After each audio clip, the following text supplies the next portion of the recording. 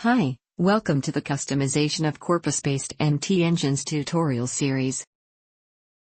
In the last tutorials, we have appraised the current engine's quality by means of automated metrics.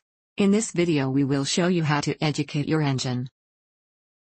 Here is the action plan that we will carry out. As you can see, we need to educate our engine, so that it becomes more competent in the patents domain. We will use more resources from the Opus corpus. You can follow the steps shown in Tutorial 1. For the language model, we used the target site of the Europarl, which you can download as well from the Opus corpus and clean it up through regular expressions. In the case of the WIPO, we needed more in-domain data, so we downloaded the English versions of the World Intellectual Property Organization.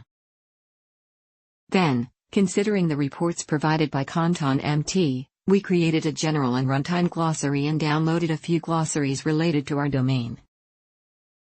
Regarding the ignore word list, we retrieved the false positives from the gap analysis. This is the action plan that hopefully will lead to a more proficient engine. In the next video, we will show you how to build our glossaries. If you find this tutorial helpful, please like it. MT Technology for everyone.